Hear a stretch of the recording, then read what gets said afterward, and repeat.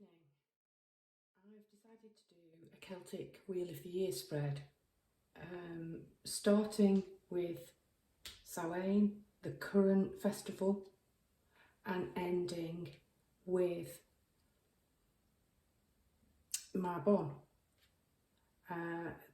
The first YouTube reading that I did was a Mabon reading, so it feels quite fitting.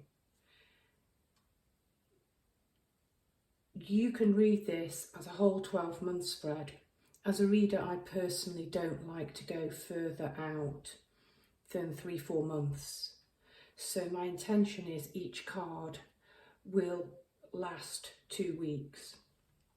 So we're starting off with Samhain or Halloween, leading us into the first 2 weeks of November. The next card will be the second 2 weeks of November, the first 2 weeks of December, and so on and so forth, and we should finish by the end of February, which is roughly 16 weeks, which is something that I'm comfortable with. I'm using my fairy cards. I work quite closely with the Fae. They're not cutesy little creatures by any stretch of the imagination. And the message they have is actually quite powerful and quite feisty. Let's go. So the first card, and the card in this position, is Samhain or Halloween. Some call it the beginning of the Celtic New Year. It's a time when the clocks go back. We are going into the dark cycle. So in this position, the card represents the ancestors, because the festival lasts until the 1st of November, which in many cultures is All Souls Day or All Saints Day. Now, this represents a gift of what's in your blood, in your bones, in your lineage, a gift from your ancestors. And the gift that the Fae are bringing is a blessing on the heart's calling. I adore the way we've got autumnal leaves falling off. The horse and the fairy are riding towards winter, riding into winter. She has on her arm an owl, the traditional symbol of wisdom, pointing the way.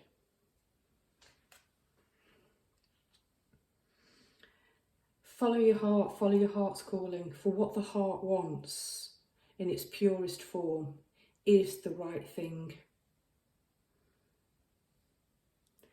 As humans, I think we often smother what we really want with logic, with programming from our parents, from government, from society, from culture.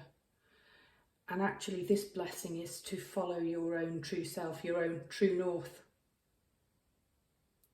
And walk in the direction of your dreams. And actually fulfill what you're here to fulfill this lifetime.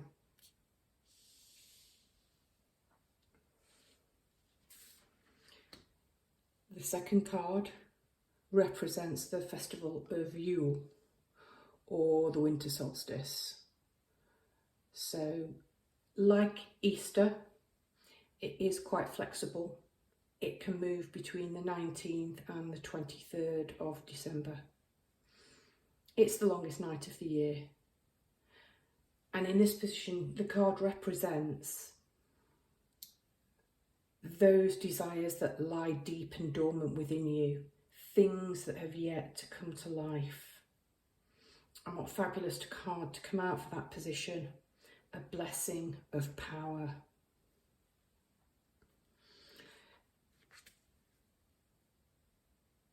And look behind her at her shadow self rising, this serpentine, powerful being, as she sits alone in quite a bleak environment.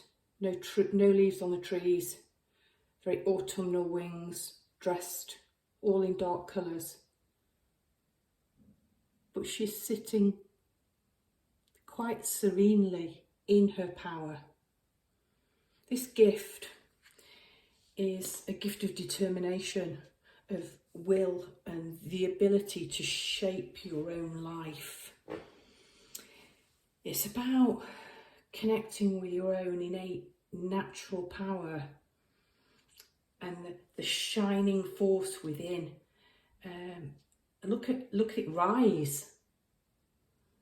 It's actually activating your ability to create positive, passionate and compassionate change in the world. This blessing, this fae, is asking you not to give your power away. Don't give it to others. It's asking you to make your own mark on this world and leave your own mark on this world. It's a blessing of no longer being chained by fear and worry and doubt. Feel your own power within.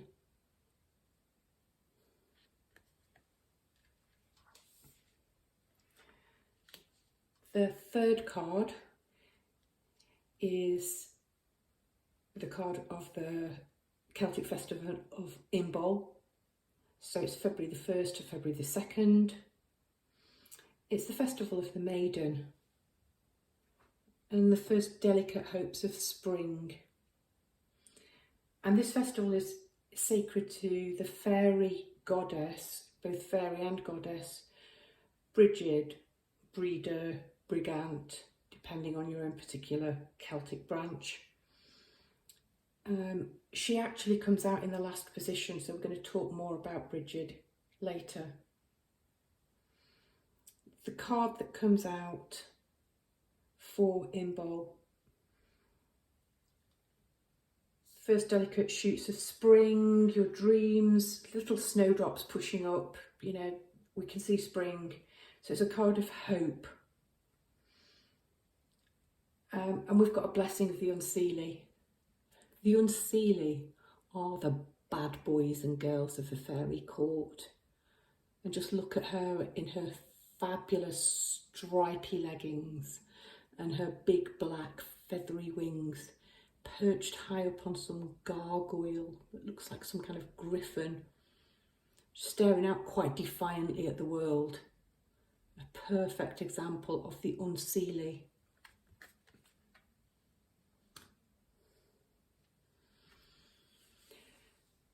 So this is a rebellious blessing, really. It's asking you to be the one who defies, the person that doesn't go with the flow.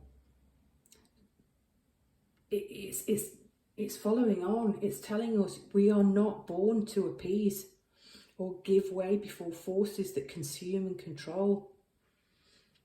She's asking us to say no and to reject any power that would ask you to do something that was wrong.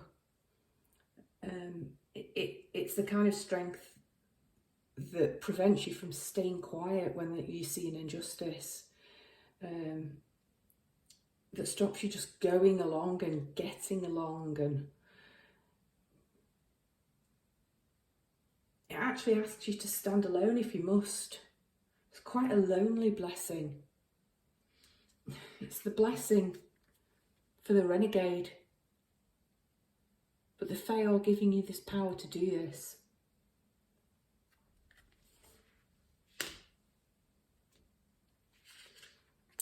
The fourth card. This is Ostara, Estara, Easter. It's the spring equinox, March the 19th to the 22nd. And this is the blessing, like Easter time, of what's growing and ripening within yourself, what's ready to be worked with. All of these things that have been growing quietly and quietly during the Yule, during Imbolc, is what's blossoming, what's ready to be birthed and come into being. What a beautiful blessing for that particular time. A blessing of being understood. I adore this card. I adore this fairy sitting with her dragon. And she's the first fairy that we've seen that's not alone.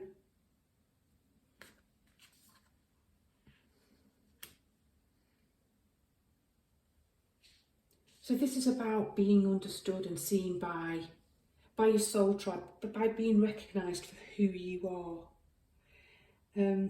It's a recognition of yourself. It's a recognition of other people, and having other people recognise you for who you really are at your core. Those people that you can have that sense of ease with and be completely comfortable. People that you can have the freedom to open up with and to share, trusting in the truth of both being seen and understood. It's a time of inclusion, finding a home and a place in the world. Your soul tribe, a real sense of belonging. And I love this because they're two completely different creatures. They're both elementals, they're both magical. Tiny little petite fairy down here. Look at the height difference with her enormous dragon, with it all going on. He's got feathers, he's got big griffin feet, he's got different colour parts of his body, these fabulous purple wings and neck, and they're completely different and contrasting, but they're companions and they're completely at ease and comfortable with one another. And he's holding what looks to be her staff for her, and he's looking over her and he's protecting her, and she's accepting of that. They understand one another.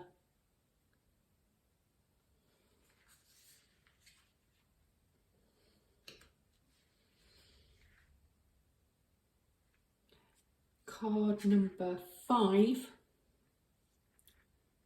In this position, it's Beltane. April the 30th to May the 1st, so Mayday. So the Feast of Beltane, Mayday, it's traditionally one of marriage, of choosing who or what you're going to bond to or commit to. It's a sort of honeymoon time. It's a blessing of the white heart. Not an easy blessing, although it's incredibly beautiful, because it's a recognition of the sacred, and it's about having integrity. If one sees the white heart, it's supposed to be incredibly magical. They're very mythical creatures, fairy creatures. So you've kind of been recognised by the spirit world, the fae world, by other realms, as being a person of high integrity, and to stand in your integrity and your personal power at this time is most important. It's a recognition of the old world, her and the hunter, the old gods. It's a blessing of that which you seek to know being answered. Seeking your own self is a sacred call. This fairy and the magical white heart are bonded. He is wearing her colours on his antler, and she carries on her staff the bones, the skull of a white heart. They're linked. So this is a calling for us. I keep saying you, but this is a collective reading for us. That it's incredibly important that we stand in our power at this time. Be that around Easter 2022 or by my readings. December. First 2 weeks of January. First 2 weeks of January 2022, standing in our integrity.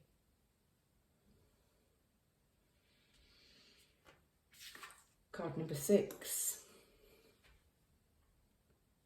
We've got Litha, the summer solstice. a festival of the Fae. It's June the 19th to the 23rd, so midsummer. And this is a time of great joy. It's been open to what we're going to be blessed with over the fullness of time. It's a gathering of people, it's a spreading of joy, the feeling of being alive, light, feasting, revelry. This is probably my favourite card that's on the table, a blessing of the liminal space. And she's sitting here on her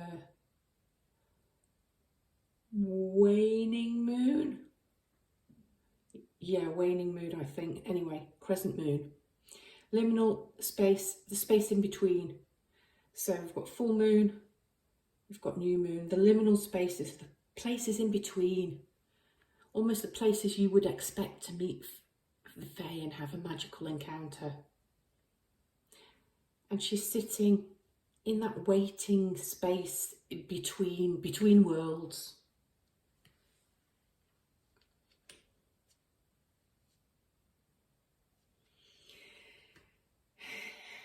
Yeah, it's a card of gateways. Moments of suspension, choices here. It's a time of dawns, sunsets, waxings, wanings. So it's a time to go within actually and connect with your own inner magic. That's the blessing of the Fae at this time. Step outside the human world and into the realm of the Fae. So that's taking us up to the end of January or summer solstice.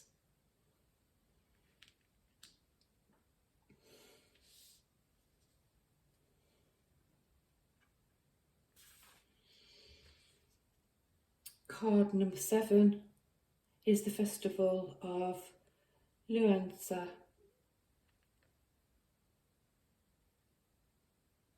Lunasa, I'm trying to pronounce Celtic names. Lunasa. Lammas Eve, I would know it better. Lammas Eve, so August 1st, August 2nd. So we are in high summer by this point in the traditional Celtic calendar. First harvest might be ready to be reaped. It's a time to give thanks to all that we've created and grown. And also all the things we've been blessed and challenged by in the season. Now, if we're following my count of each card being 2 weeks, we're February, so we're coming towards the end of winter, so that would also fit. We're looking ready to move into spring. We've faced these challenges.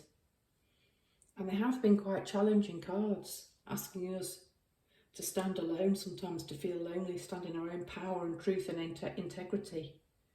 Even if that means being lonely and going against the traditional. But what a beautiful card to be in this position.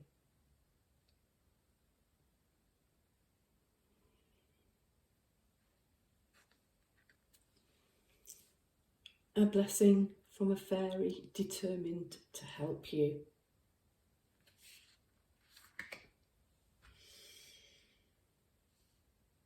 And again, this is Fae being with us, supporting us. Perhaps when we feel alone in the world of humans, sense that we are cared for by other realms, by spirit, by the Fae. It's a time of wishes and calling upon spirit for help and for support.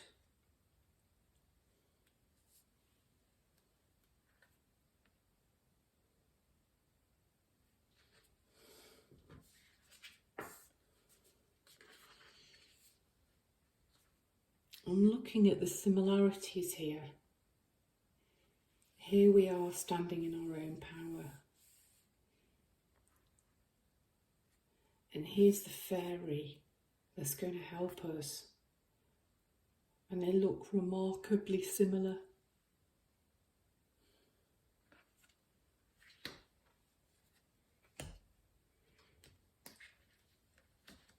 And the final card, Mabon, Autumn Equinox,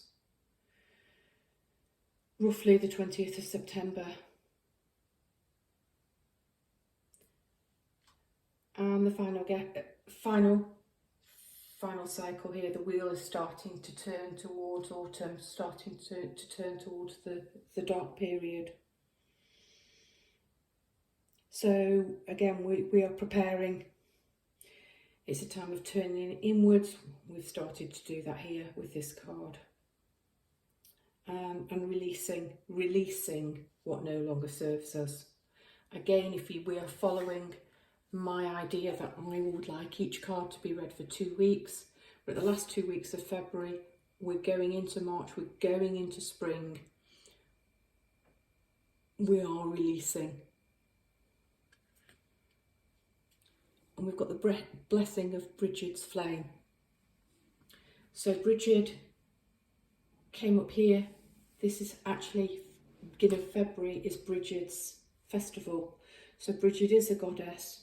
She's also recognised by the Fae world.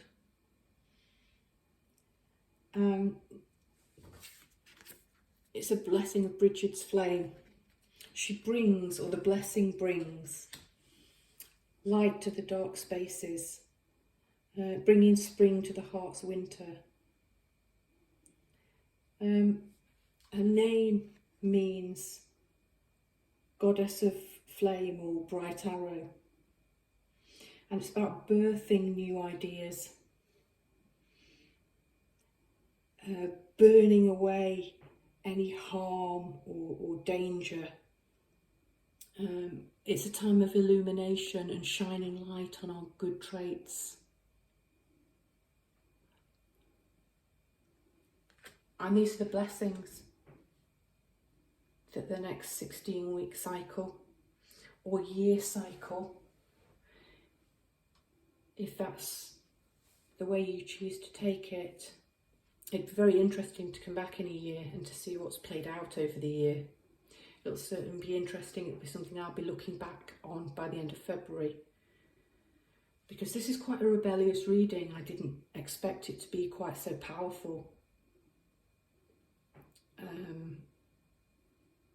I think we're being asked to stand as a collective, because it is a collective reading, to stand firm and stand by our own values and do what we feel and know to be right within each of our individual hearts, no matter what seems to be happening around us. Brightest blessings.